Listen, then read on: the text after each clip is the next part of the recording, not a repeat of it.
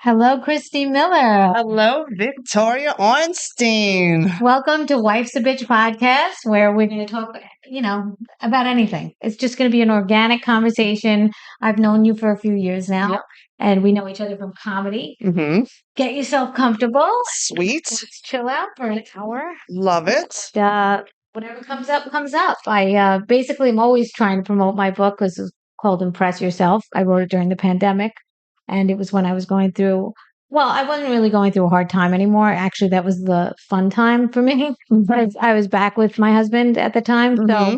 we were broken up and we finally got back together. And that's when I wrote the book because I knew there were things that maybe somebody else could get something out of it. I mainly wrote it for my kids to see what I went through, just like after I'm gone to have something. And then I thought, you know what, put it on Amazon. Yeah, why not? So you have a successful podcast. You're really good at podcasts. Oh, thank you. I love it. I had a podcast before the pandemic, and when the pandemic hit, we used to do it out at Brooklyn at a studio called B-Box in Dumbo. But it was just back then, it was just all audio. Right. So, because they mainly had DJs in there and they would play like music hours. Right. And it was a 24-hour station. And I would do an hour of podcasting of nonsense. Yeah. So, and I really missed that podcast. So I have different variations of it now. So, because I'm doing it solo now and it's morphed. Like a section of my old Christy Unleashed podcast there was a segment called Celebrity, where we'd pour the tea on the celebrities and the Hollywood headlines and find the dumbest, craziest headlines. It's fun. Yeah, it is fun. Yeah. And so now that's actually a podcast because of lockdown, I sat and learned how to do computers and how to Amazing. edit, how I to know. stream, so I learned every software program. I just sat at my computer for like 12, 14 hours a day since I had nothing else to do. Unbelievable. And I taught myself everything. So I'm Wow. a master at it now. That's great. And I'm like, Jesus, March 15th, couldn't even send an email. March 18th, I am now a master. So now I'm like my own studio. That's amazing. So I travel with it and I have all the equipment. that's great. Celebrity became Christy Unleashed morphed into Celebrity because we couldn't have in-studio guests anymore. And a lot of people's computers back then, because mine was old, and then I bought a new one in July 2020 because it finally died. Yeah. So a lot of the older computers and stuff and the programs they weren't strong enough to run the new streaming that was coming out. Like everything was popping up, which was phenomenal. Yeah. So a lot of people say if there was too many people on, then it would freeze up. So I said, I can't have any more guests. It's just me and my co-host. Because if we have guests, it really, like we had Al Martin on. Oh. I had Carrie Strong. We had like hundreds of people on the show, but it kept freezing. So I said, you know what? At the time, JC was my co-host. And I said, let's just keep it at us and just roasting headlines and making fun, shorten the show and have a good time. So that's how it morphed. And now it's me and Mark Riccadonna. And then the rest of it morphed into old school, new school comedy, which I was doing for a year and a half out of the comic strip, but it got too, they got too lackadaisical, I'll say, that's a big word for me. I don't even know how to spell that. But they started like with double book and forget. Oh, I see. And I would do it in the afternoons on a Sunday, and then they have special. There's a studio there. No, they got rid of their studio and built a computer room. So because Tommy put cameras all up in, so they could stream live and then get videos because that's the new thing, comics to getting clips and using their club as a promo. Right. And that was fine. I said I hated the studio because it was like this big and it was so hot. Yeah. And so I would do it in the back of the showroom because the strip. Oh, that's smarter. Yeah, has no outlets anywhere. Oh. So there was one on the side where the piano and the lights were plugged in, so I couldn't unplug the sound system. I'd fuck everything up because that thing is from the year one. And then so in the back of the room against the black wall, the old comic strip logo, there was an outlet. So I would plug in there in the corner, and we did it there it was great. And then now I've moved. Dina let me use Broadway now, so now I'm at Broadway in the main room, and it actually, like one door closes, another window opens for you to jump out and kill yourself. But it actually is better because now we have all this space. Right. They have outlets all over the club. It's not the prettiest club on the inside, but they put blue on the stage now because I don't play there. I saw somebody posted something with a curtain behind it now. My old little stomping ground. Yeah. I'm not there anymore. Pre-COVID, that was one of my homes. Post-COVID, nope. Yeah. And everything changed in COVID. Bookers changed, everything changed, the format does changed. change Yeah, everything anyway. changes. So Usually just got to things roll change. with it. Yeah, So, you've but seen it all, so I huh? I set it up right in the middle on the back long table, and it faces the stage now. But actually, on the camera, the blue actually looks nice and soft. Oh, that's So I'm like, and then they have extension cords, so I was able to plug in and then set up anywhere I wanted. So it actually turned out to be great. And then we have the long table, so I don't have to move 14 tables around to put up all the equipment and stuff. So, Mm. so I'm at Broadway now. So with Old School New So School, I won't be on your podcast we'll anytime. do it somewhere else. We'll do it somewhere Yeah, else. right, no worries. Remember, all my equipment travels, so That's I go true. everywhere with That's it. true. So, like when I'm on the road, I take it with me and I do it out of the club. Well, we have this now, so that's fine. Exactly. So I was going to ask you, so you want to tell everybody how and when you got started all the way back in California. Yeah, back in the year one. I No, started in 1995.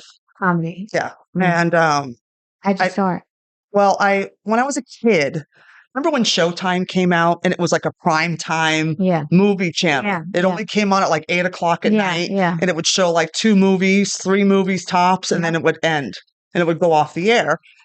That was like the late 70s. And then HBO came out in 80 or 81. So a couple years later. And they would do, back when I was a kid, I grew up in San Francisco. So back then, they in the late 70s, there was all these shows called the Big Laugh-Offs. And they did one in San Francisco, one in Los Angeles, New York, Miami, and Chicago. And they would air them. And they were all How these. old were you in the early 70s? This is the late 70s. You were I like was- what, 8? Yeah. Yeah, me too. Yeah. You got into comedy that early? Well, I was listening to comedy albums when I was a kid, like when I Wow. was 4 or 5. That's advanced. Because my mom, we had Bill Cosby, we had Cheech and Chong, we had Buddy Hackett, Yeah. Don Rick, we had all those old comedy, Carlin, every Richard Pryor, all these old comedy albums. Back then we had record players. The kids today don't understand Yeah. putting a nickel on it so it doesn't skip. Yeah. I never heard a comedy album ever in my life. My first introduction was HBO, Howie Mandel. Okay, I remember that special. I loved. Yeah, with his Yeah. handbag. That part I didn't really care. I liked his wit, his crowd work. Yeah, I actually loved his crowd work. yeah. And then I also liked Stephen Wright. And then I was watching Brilliant. Star Search hmm and watching some comics on that. That was my only introduction. Wow. Wendy Liebman. And then She's Rita brilliant. Rudner. And then it started Rita's to one of morph. my favorites. Because she ended up getting a big residency in Vegas. I think she's Yes, married to I a saw her hotel there. owner, like one of the guys that Oh, owns really? hotels. That's her husband, and So so I she had a saw her residency. there. I saw her there. She's phenomenal. Phenomenal. And One she of my- always dressed in a gown, and I thought Yeah. that was kind of cool. So I always dress up for comedy. Yeah, you Not do. in a gown, but I I dress up. used to dress up, Oh, really? and then I found that being more comfortable, I can move around better. But I found that because I am such a carved out character, and I look like a cartoon character, No. because I'm muscular and I'm talking I shit. want to be on your brand. Yeah, and it's more comfortable for me to wear Chuck Taylors Yeah. and Well, you stuff. do a lot of A lot of physical stuff. physical stuff on stage. So it's more I used to wear, when I opened for Paul Mooney She all those kills, years. by the way. Aw. Like every single time. It's like a guarantee. It's like, we'll have a great laugh. She's on a couple of my shows already. I was on it. Shows are a lot of fun. Thank you. Of course I'd do anything for you. Thank you. But yeah, so when I was dressed up, and then I did an experiment. And I did the Giggle Room. It wasn't the Giggle Room back then at Governor's. This is pre-COVID. This is many years ago. And a friend of mine was doing a show, and he's asked me to come headline it. So I did. And I wore heels, nice pants, nice top. And I found that people just stared at me as opposed to listen. Yeah. And when I dress in like workout clothes or comfortable or Yeah. sneakers, they listen to me more because I am so, Yeah. because I'm so It's more your brand. powerful. It's So it more, yeah. actually disarms me. So, and like my ex-boyfriend, fuck you. He used to always go, "How come you don't dress? Don't you have any like regular clothes?" And I said, "Yeah, but if I'm working all day, if I'm Yeah. at a gym Right. training a client, like because I have my independent business, I don't work for anybody, but I have my own business Right. to survive. Right. And then I do the road. I go, yeah, but when I'm running around the city. I'm not going to be dressed. Like, are you going to take me somewhere nice? Then I I'll think dress up. everybody needs to be in sneakers. I just said that everybody needs to be in running shoes at all times in Yeah. the city these days because Yeah. you could run away at any time. Yeah. It's scary to be in any kind of heel. It's scary to be in any type of It's just dress shoe. it's a walking city. And It's my a walking favorite is you city. can always tell the tourists, Yeah. the bitches in the weekend that think they're adorable, like the ones that are from Florida or from, somewhere where they drive everywhere. Yeah. And these bitches are in like 5-inch stiletto heels and they're Yeah, walking yeah, in the yeah, village. yeah. I'm dying laughing. Those are the worst streets. By the way, I think that, and no one ever listens to me, but I think that we should propose something Mhm. where they have a walking lane that's slow and one that's fast. And I Oh. don't care if you're disabled, whatever, just take the slow lane. We are in a hurry. I've been saying wanna that go since I moved faster. here 20 years Yeah, ago. it should be like a highway. It Yeah. feels like it's slowing Yield down. to the fucking right. Yeah. Like you could tell people that have never driven a car in their life. Yeah. They just go anywhere. Yeah, yeah, yeah. Even when I run in Central Park, I'm like, it's right of way is right? Yeah. Like, Or just take the Maybe- subway and get on maybe an get from- escalator. maybe Get on an from escalator. England. And there's always that one jerk off that stands on the left. Yeah, I know. And I'm like, so I just walk and I'll rub against them and Yeah, like I get really dramatic. I'm like an I wanna mess Italian. with you. I'm like an Italian soccer player. So yeah, so you do a lot of physical also Yeah. because you're always in the gym, and that's more your brand. Mine is more like dress up. I'm wife's a bitch. I'm You're more like a housewife. yeah. So if I dress down, it wouldn't It wouldn't sound work. yeah. But it's not you. It's not me anymore. It's funny because I used to dress down a lot as a kid. Sure. And now I've become the woman that I used to make fun of, but I like me more now. Yeah. If that makes sense. Yeah, I like because who I am. Because you're being honest with yourself. Yeah, but before that, I was more of like a comfort girl, more tomboyish, more like, no, I don't have to dress up for anyone. I don't have to, and now I like it. I really like being dressed. When we put something down that we've never experienced, it's because we're scared of it and we're afraid that we might like it. Because Oh, it's different. that's interesting. So, like when you see somebody that looks different than you and you're not used to it, Yeah. you automatically get this prejudice in your head and you get this checklist of things you automatically assume about Right. that person, as opposed to that's just a person just trying to live his life. And when you're not used to something and something new comes in, everybody does. Everybody panics. Yeah. Like look what happened in COVID. Everybody panicked. I'm like, You take saw a a breath. lot about people I that said, happened. everybody told on themselves in COVID. I actually loved it. Big reveal. I love the fact I didn't have to look anybody's fucking face in my face all the time. It was fantastic. I didn't have to go to people's places. I didn't have to go to people's shows. I didn't have to show. All I had to do was put a fucking shirt on and turn on the camera. It was great.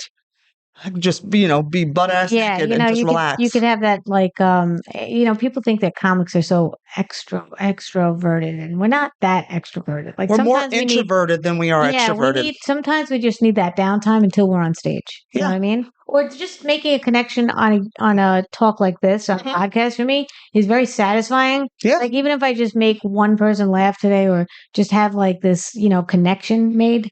Yeah. Sometimes I say I wrote in my book to have like 8 pillars of health to feel really good about yourself, sunshine and air and, like the right environment. But one of them is maintaining good relationships. So make an effort, not everybody's going to call you, but once in a while you could just strike up a conversation in a text. And it's okay. And that connection's okay. It's made. And I always tell people, don't expect more out of them than they're able to give.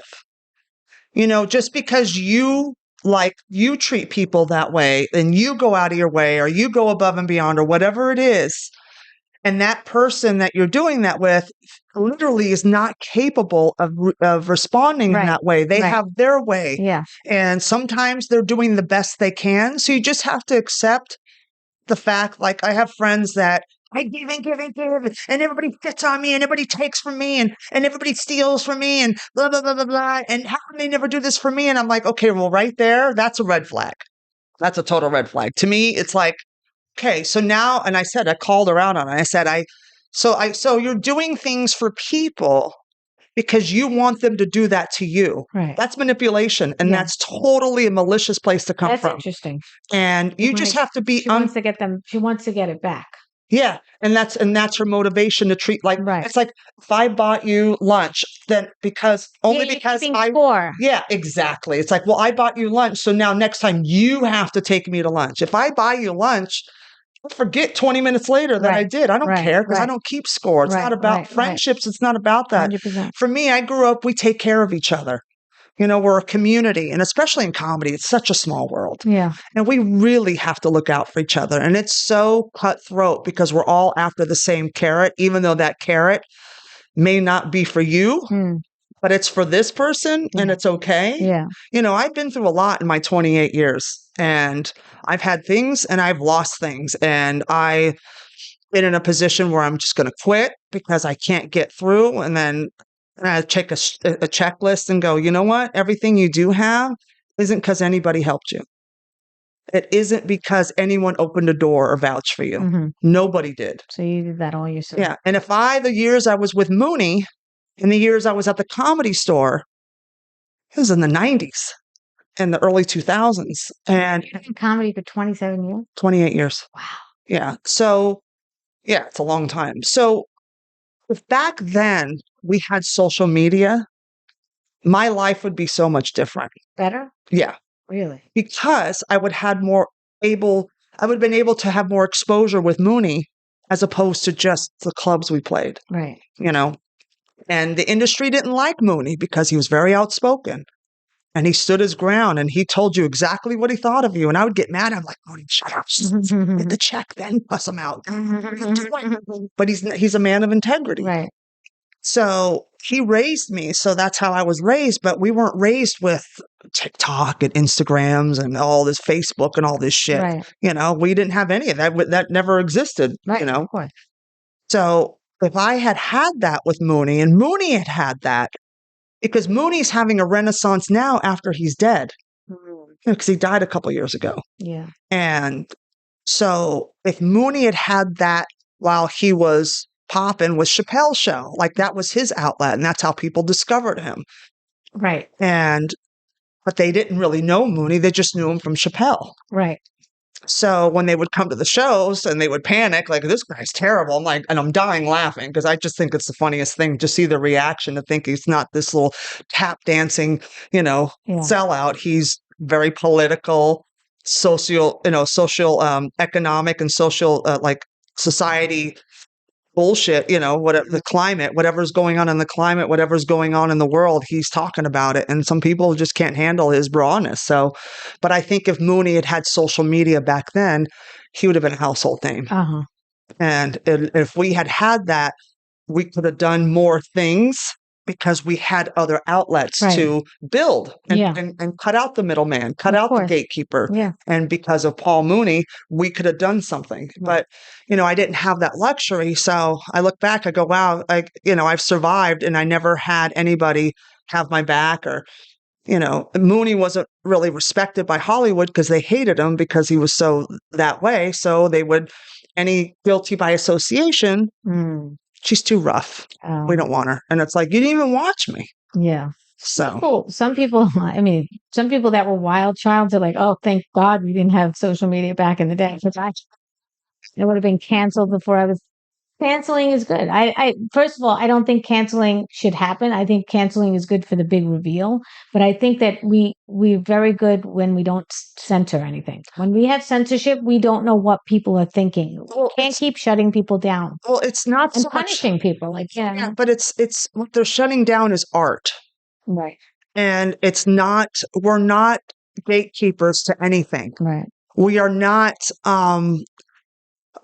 we're not lawmakers. We're not societal end all be all. Yeah. What we say goes. We're not political. Everything's a lab to me. Everything's So, but when it comes to art, if you don't like it, don't look at it. Don't listen to it. 100%. It's art. It's not going to change the world, but it's going to open your mind to different ideas. And if it's something that doesn't resonate, there's a lot of shit I can't stand. What do? I just ignore it. Right. So I focus on, like I always tell comics, especially young comics, play to the tables that like you. I agree. I agree with that. And I call it empty table syndrome when I see a comic go on stage in an empty room and panic. Oh, And you could see them spiraling on stage. They're like drowning and they don't know how to get out of it because they don't know how to talk to an empty chair. But there's two people sitting right there. Treat them like that's the whole room. right. Like there's That's what only you're two supposed to seats do. in this Yeah. room. Yeah. And treat them like they are VIPs Yeah. and this is all for them. Right. And if you do that, it'll change your mindset. Yeah, definitely. Instead of going, there's 98 empty tables, but there's two right here. Right. And I remember one night, this is years ago, I'm going to say like 6, 7 years ago at Broadway. It was an empty night. It was a Tuesday night because Tina Marie used to book the Tuesday show. So she's like, you're always going to close. Janice is always going to host. Janice Massetti, very funny.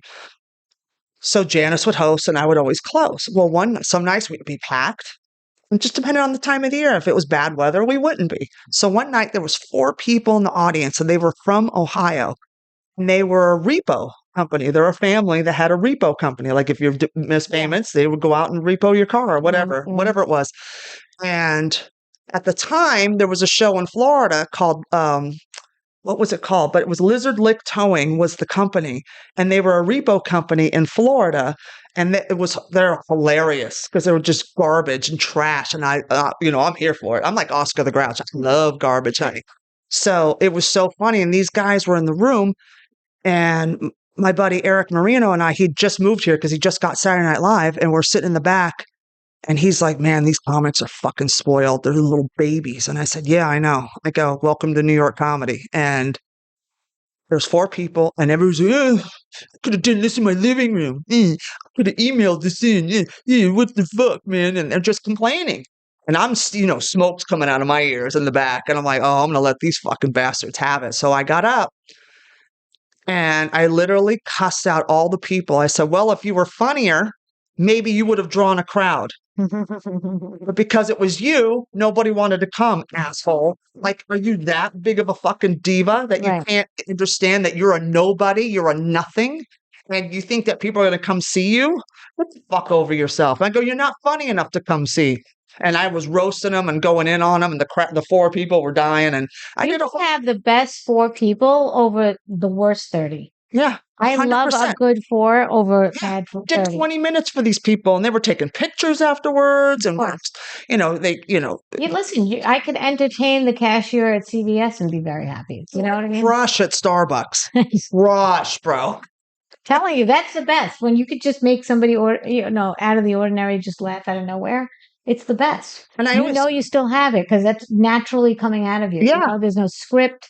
There's nothing prepared. Exactly. You're just naturally funny. And that's very reassuring to know that you're naturally funny. Yeah. As opposed to like, oh my God, I just had to write everything out to the T. That's where I get stuck. Sherrod Small was telling me where I get stuck, where I'm like, he's like, you're all about words sometimes and your bits.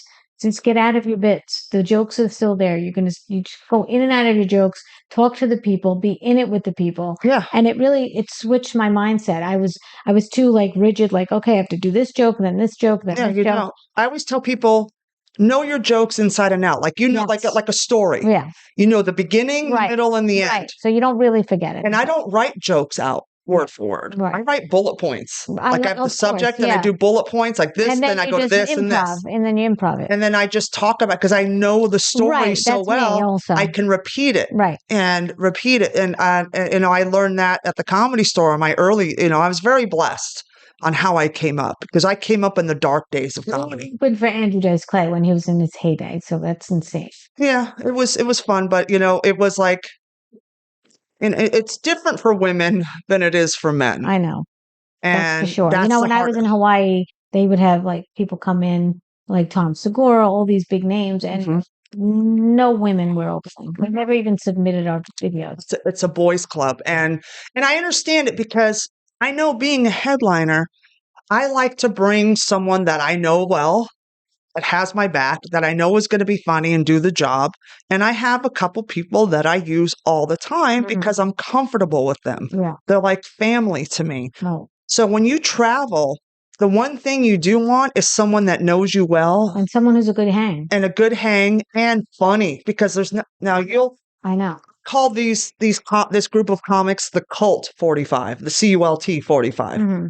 That these guys, these old guys, they write their 45-minute set and they don't deviate from it. They don't add, they don't progress, they don't open up, they don't like evolve, and they just stick to what they know, and they don't They do the same shit over and over, and then they wonder why the work dries up. It's like, dude, we've seen it for years. We've seen the same. We could tell it. We could tell the joke. Yeah, I tell it with you, and then they get mad, and it's like, dude, you got to evolve. And then those guys are the same guys that put up a mediocre comic in front of them because they don't want to steal all the laughs. Which is, I think, absolutely absurd. That makes my job harder. And it's like, dude, why do I got to work harder now? Like when I did you're going to do CPR in the audience. Dude, you know, I put my strongest comics first in all my shows. Yeah. I think it's so much more important to put the stronger ones.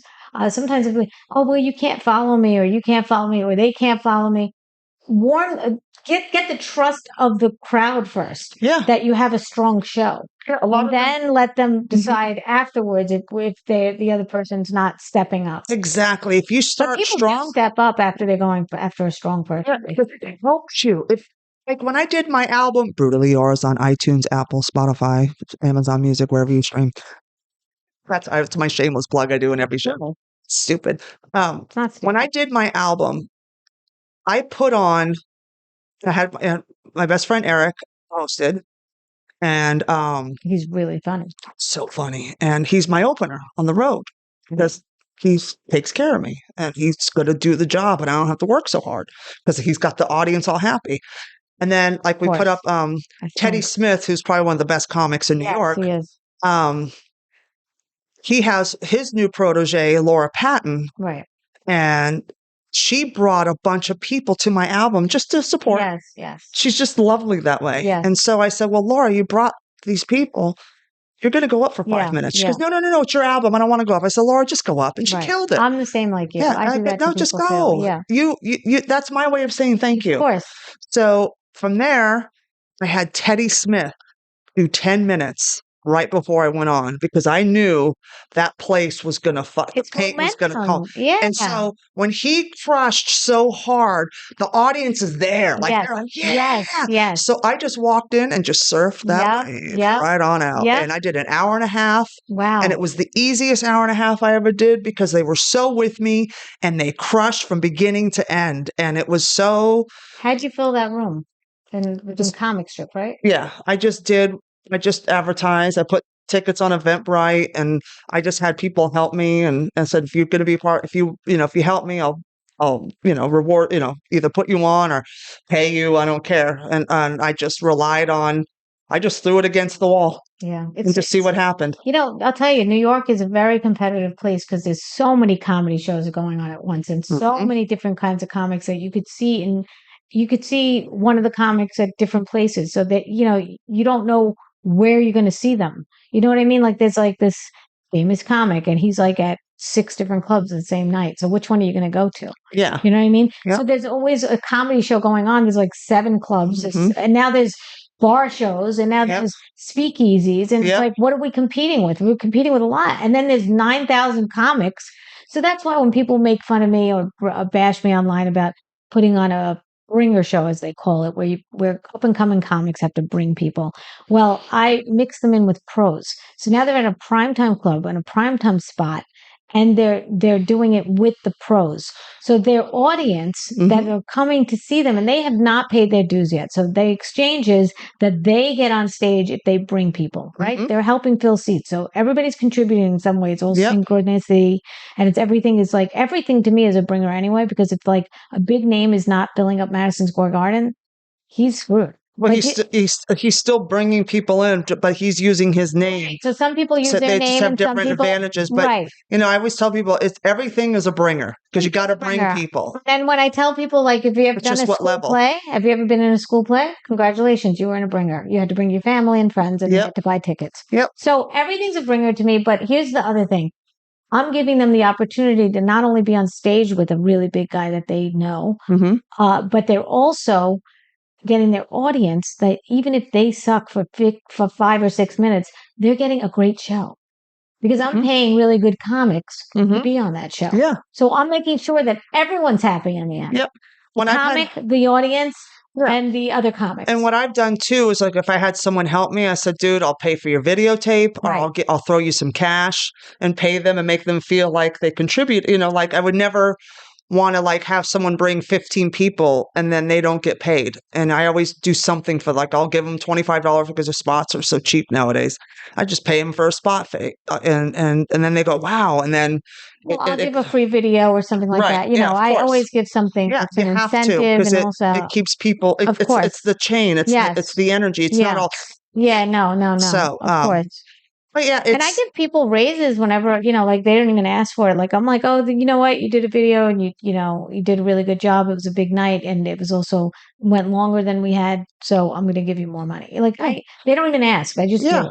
Yeah, I just well, do it. it's the right I just thing. Venmo it. I just, Yeah, you know, it's the right thing. you And got to it's pay it forward. mhm, It's so always. important. And I think it's really good to be a comic and a producer. I'm not putting down producers that are not comics, but I have to say we really know every angle of this business. Well, yeah, but it's also a catch-22 because some producers that are comics are in they don't spread the wealth. They don't know how to book a room. They don't know how to set up a lineup.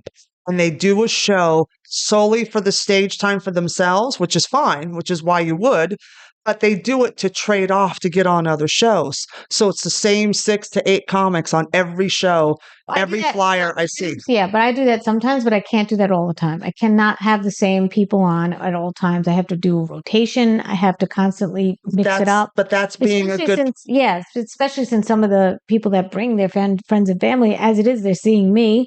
They're seeing the guy at the door that also gets a spot Right. and the guy that does the video. Right. So, or the host. And it's like they're the same, those are the same three, but at least I can mix up the others. Yeah, You know what I mean? 100%. And that's how it should be.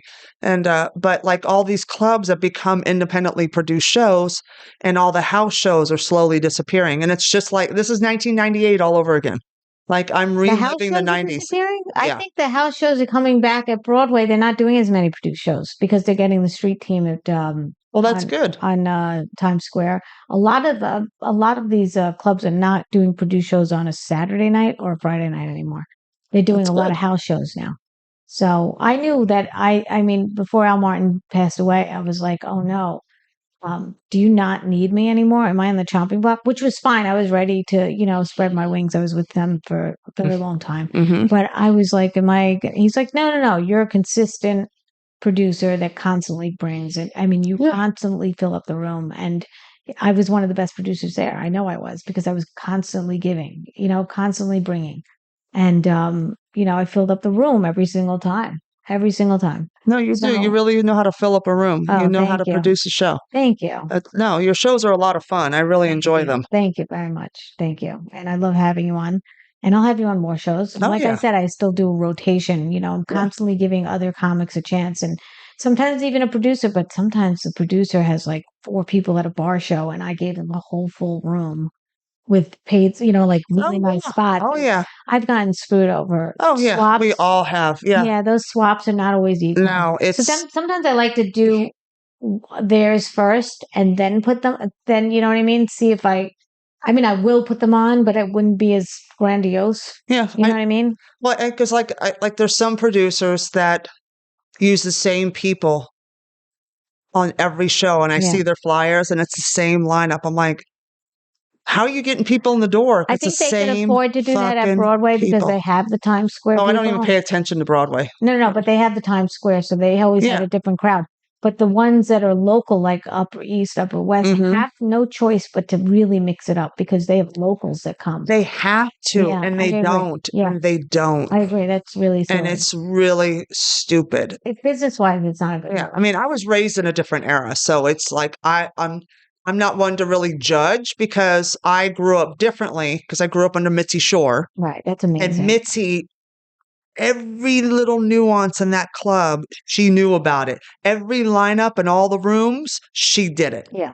And we'd call in our avails. Scott Day was our talent coordinator at the time. I love him. He was incredible. And I mean, you must have epic stories. I have crazy, yeah, some great stories, some beautiful memories. I'm very I blessed. met Mitzi. Yeah, she's going, oh, good. You're good. Okay.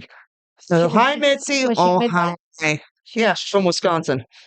Yeah, so she was just this cute little lady, just a little Oh, really? She was little? tiny. Oh, I didn't know Mitzi, that. when she was young, she was really pretty. All the comics were trying to bang her.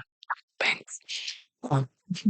and her daughter. I'm sure there's a lot of stories about Oh that yeah, show. there's so that place. More They should put a black light at the Comedy Store, and you could see the jizz on walls, so ceilings, floors, everywhere. Everybody's fucked somebody somewhere in that place. did she always know that she wanted to come up like that as a comedy Well, her legend? husband was a comic, Sammy. Oh, he was a comic. So they opened the And then her son, Yeah, Paul well, Shore. he was born in the club, Right. so and Sam Kinison used to babysit him, so no wonder why he's crazy. Wow. So I He's a know.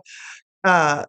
But like in 1972, Mitzi and Sammy opened the original room, which Right. is which we call the original, the OR. I only went there once and I loved it. Yeah, and my name's on the wall in the back, by Oh, the way. yeah? Yeah, it's been up there for like 25 years, That's so 24 cool. years. So it used to be called Ciro's. It was like the hottest nightclub in LA back in the 50s and 60s. Yeah, I just All saw the that. I just saw gangsters. that. And there's a house up above that Yeah, has a the tunnel Crest Hill. that leads to it or something. They have tunnels that lead to that actual. Yeah, they're not active anymore. Oh, okay. Yeah, no. I But was yeah, just Crest Hill looking is at right that. above King Street, and it was, yeah, Crest Hill. That was a house. That was a fun Yeah, house. That's what I'm Crest talking Hill. about. Yeah. Yeah. And they even did a show on it.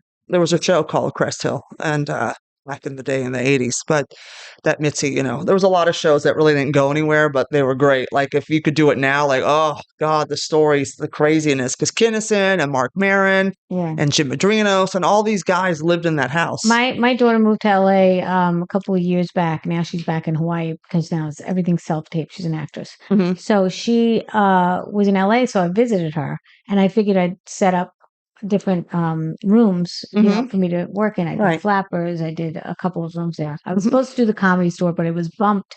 It was Jimmy Shin's show, and I was going to do that, but then Sam Morril had a special or something, so I Right. couldn't do it. So I was bumped out. So the night before, I wanted to go see it. I walked from West Hollywood, where I was staying in an Airbnb, and I'm like, well, how come no one's walking? No, you don't Nobody walk in LA. walks. Right. No. Well, I walked there because I'm a walker in New York. Yeah. So it was a beautiful night. I walked there.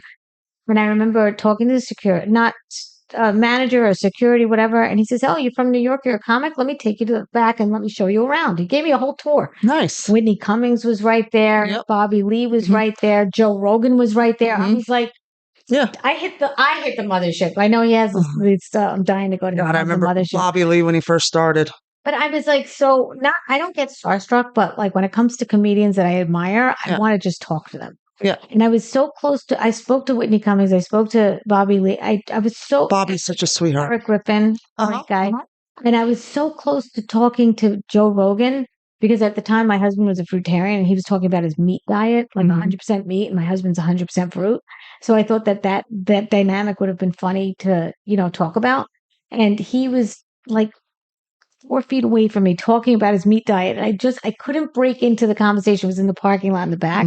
That's where we all hang. Dying to tell him, but I missed the opportunity. That was it. But I did get to tell him that, I liked his podcast. He was like, thanks. He didn't give a shit.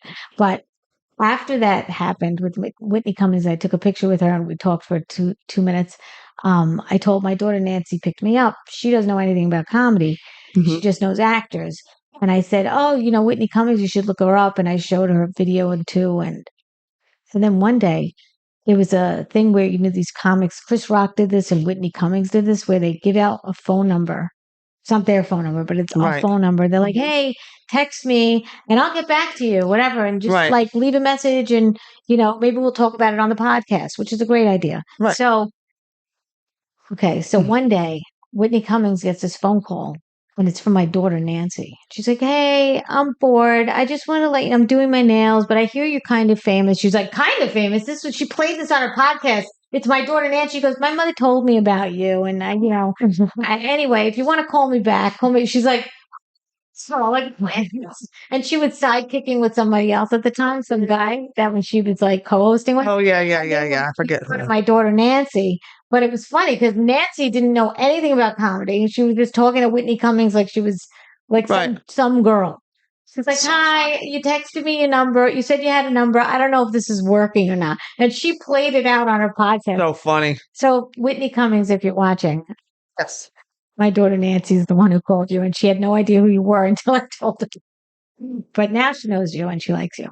But that's my story of LA. But I haven't gone back since because I'm like, don't know. I don't really travel for comedy. I feel like, although Sherrod Small told me that I would be really good in different areas like Nashville, Housewives, all this stuff. If you go to the suburban I wouldn't even know how to set cities, this up. But if anybody out there is watching, well, what you're going to have to do is either like do an independent show at a small venue somewhere, or here, I'll get a friend. Yeah. Or hook up with a headliner and go. Yes, I'd have to. Because in Nashville, the only comedy club Thinks I should there, headline over there, but I don't know how I would get that. So. you just, yeah, it's Nashville. I play there a lot. And but it's always independent venues. And I'll either be with like Raylan Nelson, Willie Nelson's granddaughter. Wow. She has a band. She's phenomenal. Her music's so adorable. And she's such a great songwriter, and she's very talented. And like she's flown me out for private shows. Like she owns a yoga studio, so we did a grand opening party. So we did a little stand up there and made them laugh while they were doing yoga. And one lady peed. And then Laughing yoga. yeah, exactly. Core muscles. And like I've done shows with her. Mark Riccadon and I used to do this place. It's closed now, which sucks. And it's not because it went out of business. It's just because John and Amy were so busy because they're studio musicians. I mean, the elite of the elite musicians are in Nashville. Like nobody sucks in Nashville. Wow. It's phenomenal. Like you can go into any bar or any little dive place in Nashville and you'll hear the most phenomenal musicians that you'll ever hear. And the comedy scene there is very small. I've never been.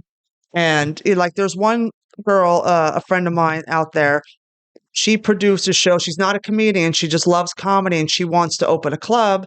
And she was trying to do a Nashville Comedy Festival and she was working on that. And, because the only club there is Zanies. And That's it? That's it. Why? It's Nashville. It's not known for comedy. It's known for music. Everything's a music. Every venue I played was a music venue. Is it more Republican base out there or Democrat, you think? I think it's mixed. It depends on the city, right? Well, any big city is going to be more liberal because there's more open-minded people because they're not afraid of stuff. And when people get out in rural parts, it's because they're afraid of stuff and they want to hide and isolate. And so like the really woke crowd is on more to the left, like left, like way left. Far left and the far right, it's the same theology. Yeah, it's the same ideology. It's extremism. It's extremism. One's a bully and one's a victim. So but it's all stems from extreme narcissism. You make everything about you. Everything that happens in the world, you inject you into it and make it about you. And it's like, no, shit that happens in this world has nothing to do with you, honey. Keep it moving. I think what's good about you and me is that we're both very fair and we could be friends with people that are not on our side. Well, I have a lot of fans that are Republican. Like I'm not Republican though, but I'm like in the middle, but I do support more right than I do left. See, I support more left. I know. So, I used to. But the thing is, we get along because we don't bash each other for it. Well, it's not that. It's just that I don't give a shit. Right. And I get sick and tired of talking about it. Yeah. I mean, I had a friend of mine yesterday. She's Russian, older than my friend's mom. And we had a long conversation about economics and how things work in America. And she's a Russian immigrant. And she's 76, lovely, adorable. Like, I love this woman.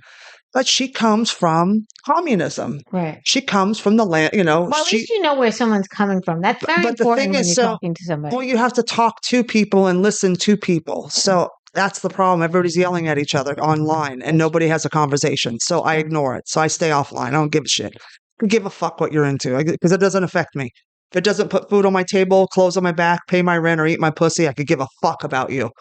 Seriously, that's my motto. And it's just straight to the point. But I explained to her, she's 76 and from Russia. So she's communist. She likes being told what to do all day long. Oh, wow. That's what they do.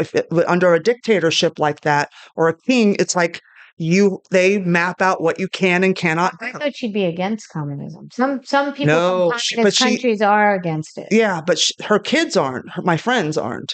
They hate it.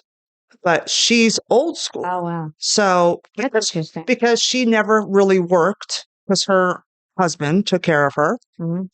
And they came to the United States 25, 30 years ago.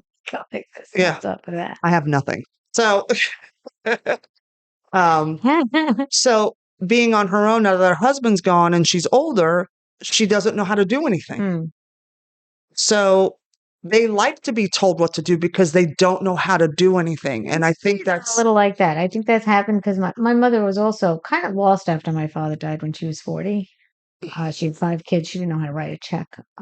that's scary. That should never So happen. that woke me up a lot. I'm like, I better learn how to do that. But I still am very dependent on my husband. He pays all the bills. He does everything. And it's like, Jesus, like I always ask him to teach. He's like, if I taught you, you wouldn't even know how to do it. Just ask our son how to do it. Like Yeah. like he's, That's he, not a good place to I be. know he But just I grew doesn't up, think that I would grasp it. He honestly doesn't think that. well, it's He's a, probably right. well, I the older probably you wouldn't. get, the harder Yeah. it is to learn because we're so set in our ways and we're so, Right before this happened, I was talking to my son who never ever did a podcast in his life, got me all this equipment, told me how to troubleshoot, and he's never even put on a podcast in his life, but he's naturally yeah, digital, yeah, you because know? in his prime young years, he's coming up in the digital age. Yeah. Our generation, like the boomers and what's the one before them? Gen Z, No, Gen X, no, we're Gen X. We're after boomer. Before the boomer, the industrial. millennial. God, you're so dumb. I'm so dumb.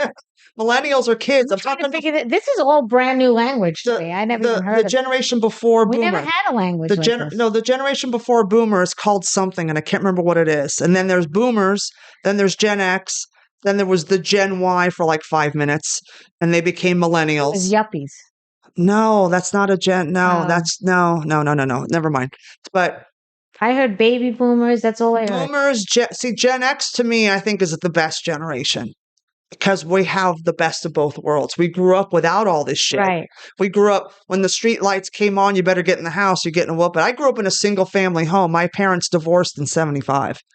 So I grew up without a father. Right. So And I grew up watching my mother work 2 jobs and go to school to better herself. Right. But my mom, she was from the military. My dad was military. So my mom was very disciplined and hardworking because she had to. Right. And she had no choice. So I grew up in a very dominant female household where we were very independent. And I would walk myself to and from school at 4 and 5 years old, 6 years old. Yeah. The key was under the mat back then when you can do that. Like a latchkey. Yeah, I was a total latchkey kid. And, I'd make my little lunch, do my homework. And some nights I would surprise my mom and make her dinner. Sometimes that doesn't work out. Sometimes it does. Sometimes kids are just it's also how you run your family. Right. My mother, even though she was busy, was very involved in our lives. Right. She busted her ass. She sacrificed a lot. So I learned how to be so independent that I'm probably way too independent. And which is also probably not a good thing, but I've worked through it over the years. I'm older now, so it's, I've worked through all that. But when I was younger, I was very angry and, like not at people, but I think I was just angry because I think I was holding my mother's anger and not knowing because however you are, your kids will take on all your shit. And, it was a very young age. For me or anything. I got 3 kids. But I was too independent and I didn't ask for help and that hindered me. Oh yeah, that I just say, fuck it, I'll do it myself. No, I was always a woman in distress. Yeah, not me. I was always like, fuck it, I got it. It's always that damsel. If I fell down while I was skiing, I'm like, help. Hilarious. Well, look, I've done things to work through that also because I'm married to an alpha male who's like, just do it, just do it already. I don't want to hear about it. Just get it done. And also because he's so independent, I had to be independent by default. Like he's on Mount Everest right now for a month. Yeah. I have to be okay with myself. And then also because I ran ultra marathons, that shit ain't easy. That's breaking through a wall that I've never had to do. And that's extreme discipline. I was in complete comfort zone. And I was totally in comfort before that. And now, because I know that I can get through an ultra marathon and win a race and run faster than I've ever thought that possible, I know that I can get through most anything. And get through a very tough marriage. I went through a very tough marriage and I came back around full circle. And I think that because I had that under my belt, I used those tools. And that's why I wrote this book too, because how did I do all that? Yeah, it's survival. Yeah. And this is where, like, Thank God I had it. When it, like people like, because the big words the last few years have been like, we always find a word and we run with it. Like it becomes the catchphrase. So like the last few years have been narcissism. Narcissism has always been there. Narcissism is in everybody because that's our survival skills. That's how we decipher And I know. to and from. Yeah. But what happens is It's out of people balance. get out of balance. Yeah. And to me, and I had this really deep conversation. Teddy Smith's my best friend in the whole, like he's my family too. And we have really deep intellectual, like spiritual conversations and racial stuff and Racial stuff, meaning he's black and white. guy Yeah, and he's you're black a and white white, woman. and we talk about stuff. We talk about issues and all that stuff, and then we get real deep and we have a good time and we laugh and have fun.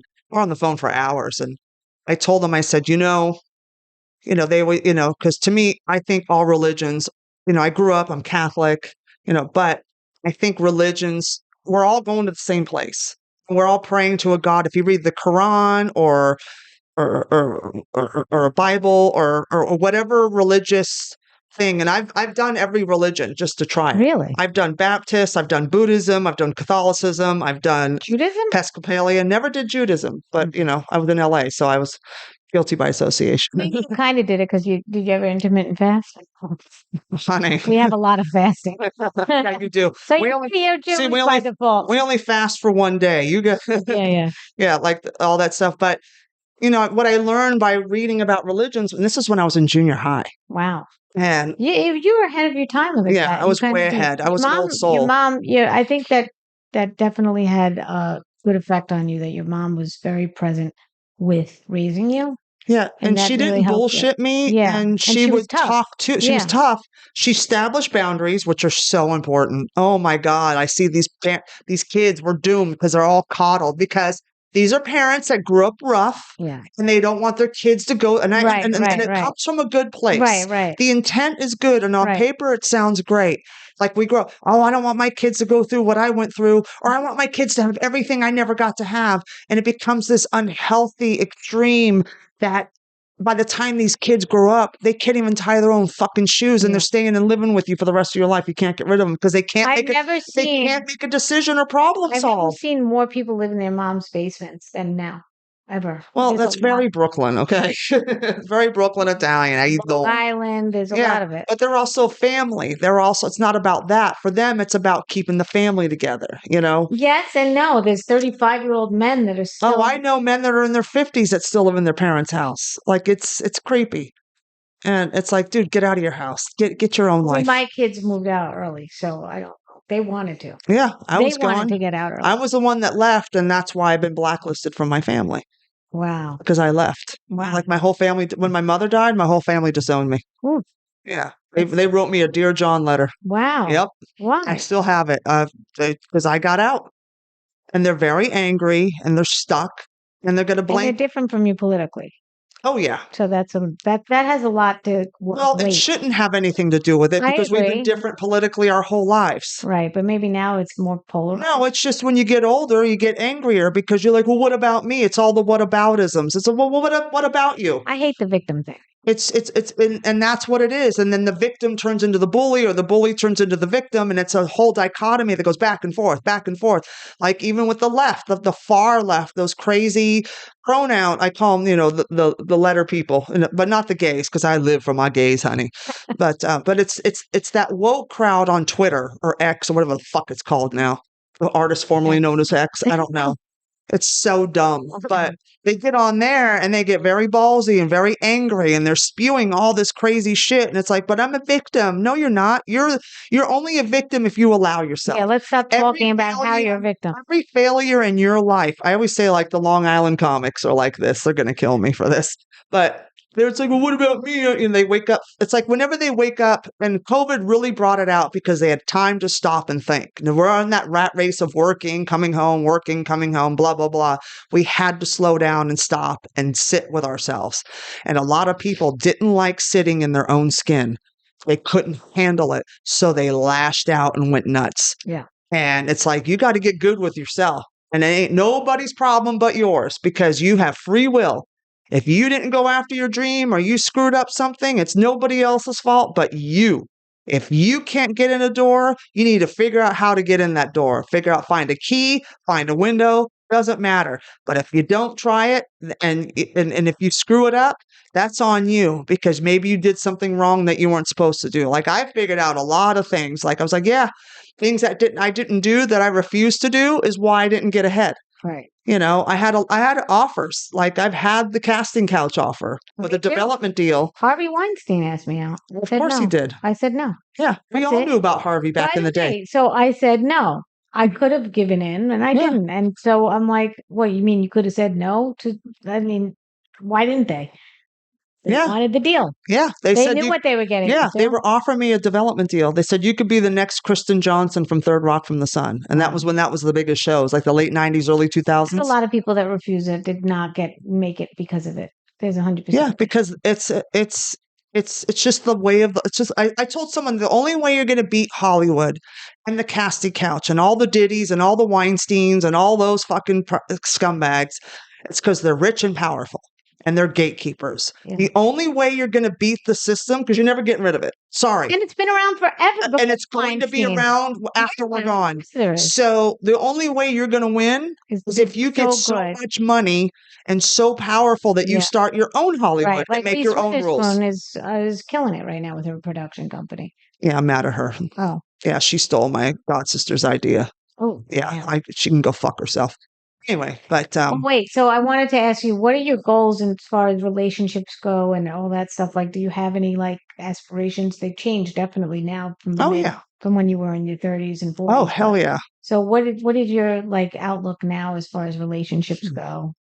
Well, last year I was with somebody that we dated 9 years prior to that. It's been 10 years now. And he went through a rough divorce. Kids? He has one kid. And I wasn't in a headspace because I came out like a year and a half before that, from a very narcissistic asshole, mentally, like I was fucked up mentally because I didn't know what was real and what was fake with all the gaslighting and all the shit. He was a, if you looked up narcissism in an abusive relationship, like a mentally abusive in the relationship, his face would pop up. Was he an alpha male? Yeah, big time. But I like alpha males Me because too. Me too. because it's the one time I get to be a lady. Yes. Because I don't get to be a lady. It's so interesting that you said that. And I can only be married to an alpha. Yeah. But dating them is fun as hell, but marriage and a for me- relationship is so much harder. but I don't like to walk all over men. I find it's gross. Right. So I like a man to be a man. Right. And I like to be the woman because I have to in both of my professions. I have to run alpha female energy to survive, Right. to exist. Right. So you could finally So, take a break from being an when alpha. I was with Steven this last year, we got back together. You know, he chased me, and I finally gave in. And then we were together. Then he flipped out right before Christmas and disappeared. And like almost a month later, he texted me at 12:30 at night. Are you awake? I didn't respond because I was like, it's 12:30 at night. You disappeared a month ago. Really? This is the guy from last year? Yeah. Okay. And then he never called me again. It's like you're a pussy.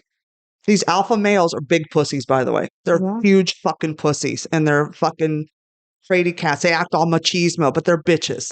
Anyway, but being with him, And what's a beta male? yeah. But being with him, he's a lieutenant with the FDNY. And our politics, but those guys are all like conspiracy theory heads. Oh, Like that's they're all some people. tinfoil hat. Like Yeah. because they're bored in the firehouse when there's nothing going on. They're going down those rabbit holes, and Is I'm that like, why "Ugh." you think he left? No. Oh. No, he left because it was too. He would always comment about, hates New York. I'm like, dude, you're from the Bronx and you're brown. Really? Are we doing this? You're not white. I just want you to know that, honey. You're not white. Your last name is Iglesias. I don't know a white guy with a last Iglesias. You're Puerto Rican from the Bronx, bro. Let's calm down. Let's bring it down a notch, all right? But So you don't know where he is now? I know where he is. I know where he is. He's at home or at the firehouse. That's it. And when we'd be together, he would always make comments like, God, your apartment. He's like, you live right in the middle of Times Square and it's so peaceful. And I said, yeah, I like it that way. Been through a lot. Like my peace and quiet. I like serenity. I don't want to be stressed when I come home. This is where I come to like turn into a piece of furniture Yeah. and decompress.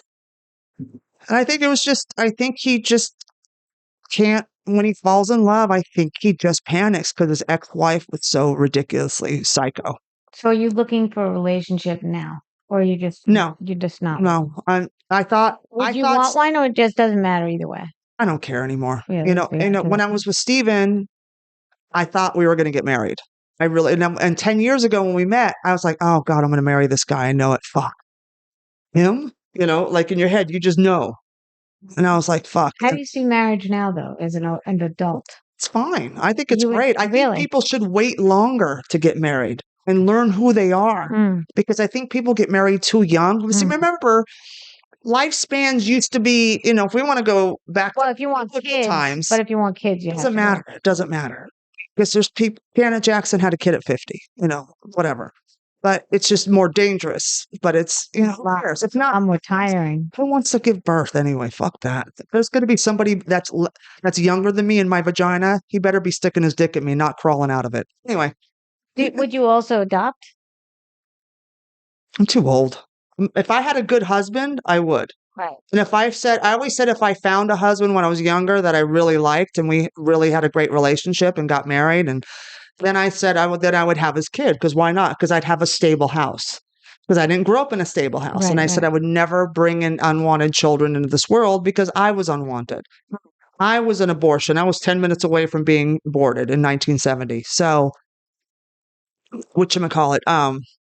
But, I think people should wait till they're a little older because, back then lifespans weren't as long. Like if you go back to biblical times, the average life was 30 to 35 years. Yeah. So people got married young. So it was Yeah. not a big deal. And everyone's like, oh my God, they're predators, they're pedophiles. Yeah, but they lived to 40. Right. So that was middle age. No, I don't that was believe they normal. were. Yeah. Well, they're still doing it. Leave In history alone. Arab nations are still doing it, but Yeah. they're old school. They're living in biblical times. Yeah, and it's scary Yeah. because we're living longer. It's like, and if you look at it in the scheme of things, it's a kid. Right.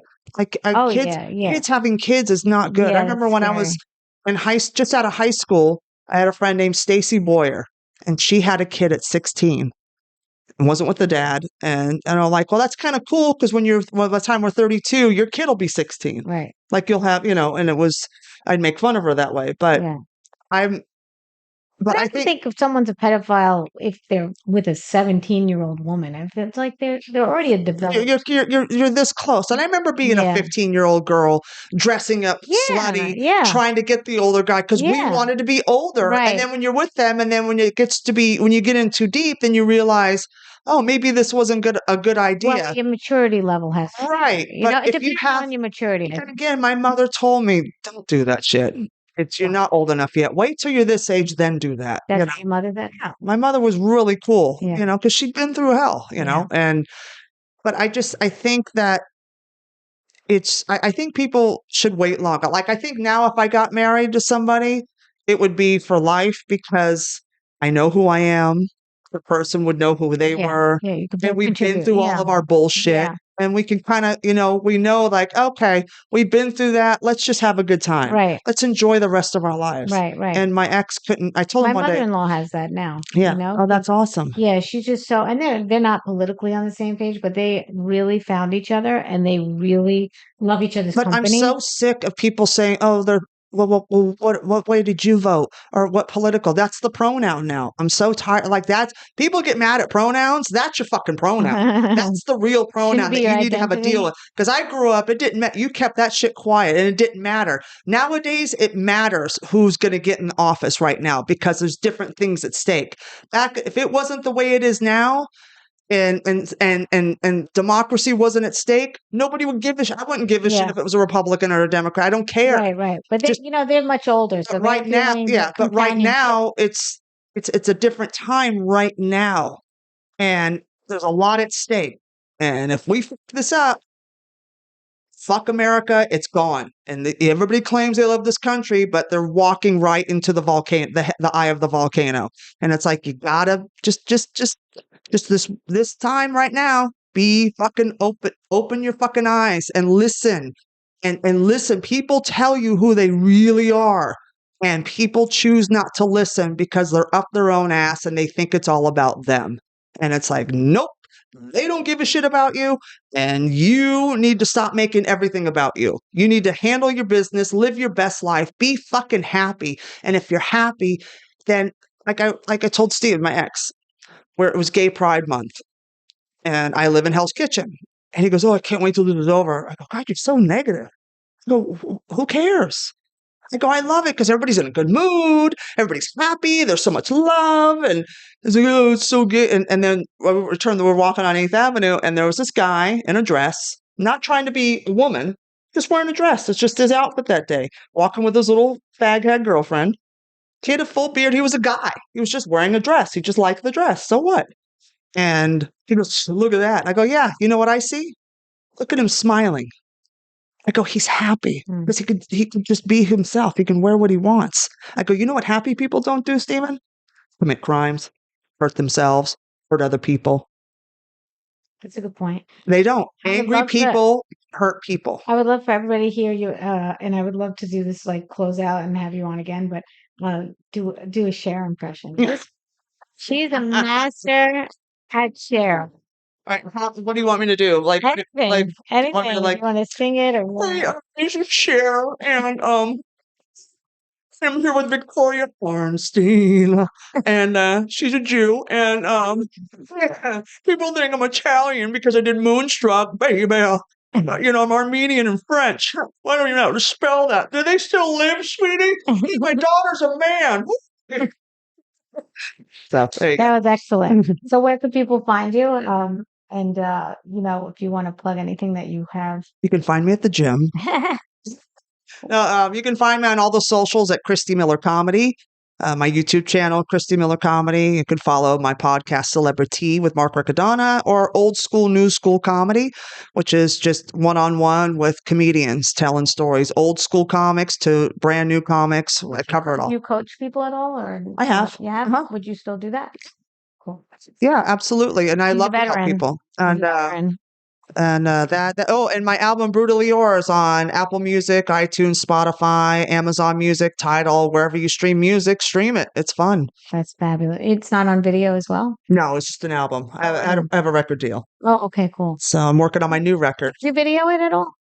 on my phone, and I made clips out of it Okay. because they were supposed to, but So you never had like a production team with no, I the didn't have. I camera? just had audio engineers at the That's club that the record Oh, I company see. sent. I see. Like they set it all up, and I just Cool. showed up. Wow. Yeah, it was pretty So fun. listen to that, and It's on also Realize Records. So There if you you go go. on their website too, you can find all of us on there. So this has been Wife's a Bitch. You can follow me on Instagram, Victoria Makes You Laugh. I'm also that's about it. I think Yeah, and I'm on Single Ladies a Hoe, and Well, great having you, so Christy. much fun, honey. Thank you. All right. Well, if you want to check out my book, also Impress Yourself, it's on Amazon. And Trust yourself, read it, and you'll be impressed that you know how to read. So be impressed that you even got it. I'm impressed that you got it. Thank you so much, guys. bye. Bye.